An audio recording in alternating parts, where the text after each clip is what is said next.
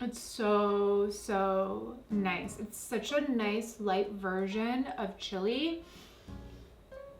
All those added veggies just help to kind of lighten it up and makes it feel really filling and very robust without feeling very heavy, which I love. Ooh, she's spicy. She has a kick. Hey there, welcome back, or welcome if you're new. My name's Liv and I own Salt and Honey Catering in the San Francisco Bay Area, and today I'm gonna show you how to make the perfect game day chili. For me, chili is one of those things I love to make in the fall and winter months because it's warm, it's comforting, it's a hug in a bowl, and you get to do all the toppings if you so choose. My personal favorites are a little bit of avocado and some cheddar cheese because I'm basic.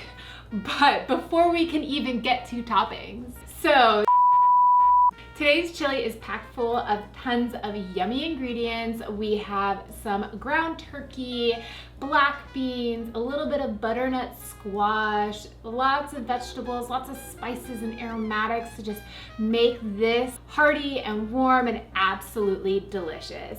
Super easy, no fuss, no muss, one pot, let's go. For today's chili, you're going to need ground turkey. If you don't like ground turkey, sub it out. Do chicken, beef, bison, pork, whatever floats your boat, have at it. You'll also need some black beans, diced tomatoes, carrots, celery, onion, a red bell pepper, butternut squash.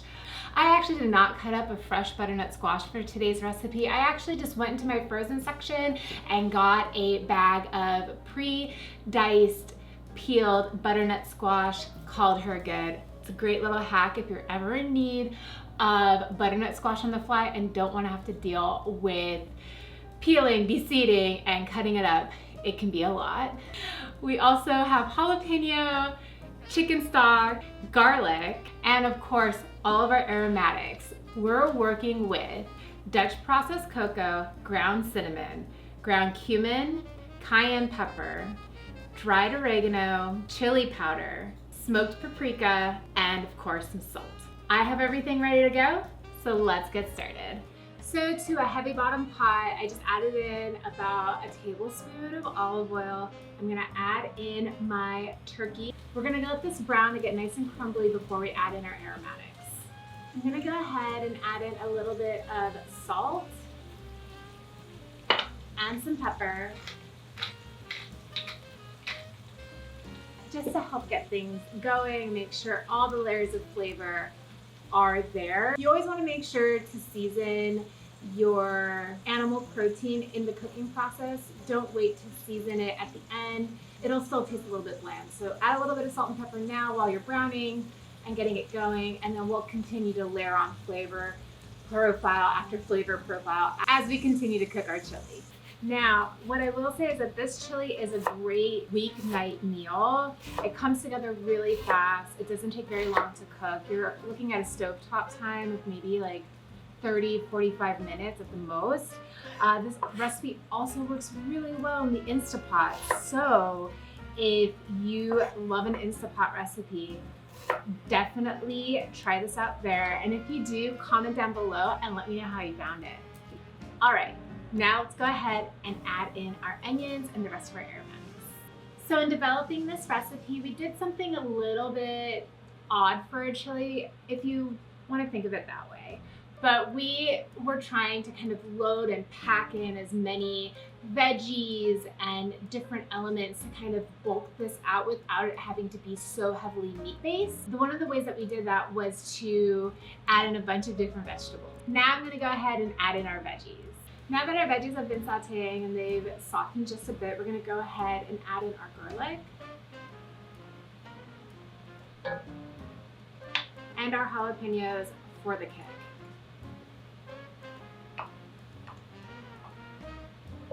Now, you can totally omit the jalapeno, you do not need it, but I always find that it adds such a nice flavor to any Southwestern, Latin-inspired dish. It really does help amp up that flavor.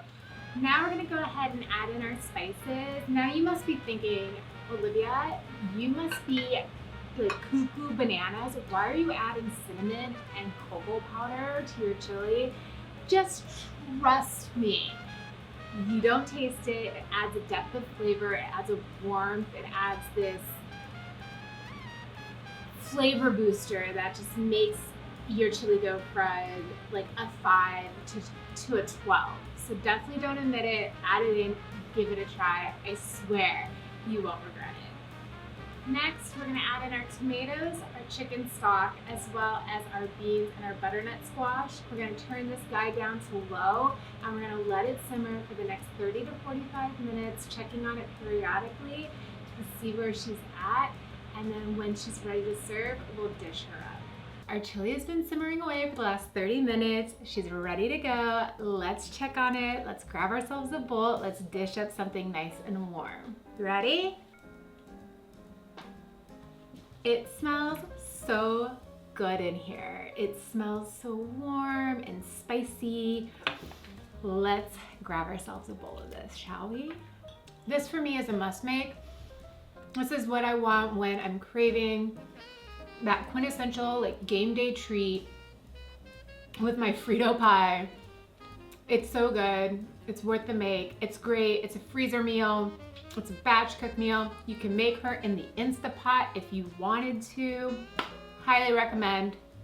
10 out of 10. I hope you guys liked today's video. Let me know if you plan to make this. The recipe for today's video will be linked down in the description box below. I hope you have a wonderful rest of your day. Like and subscribe if you like this video and you want to see more, and tell me, what's your favorite chili recipe? I want to know, obviously. Have a great rest of your day. Bye!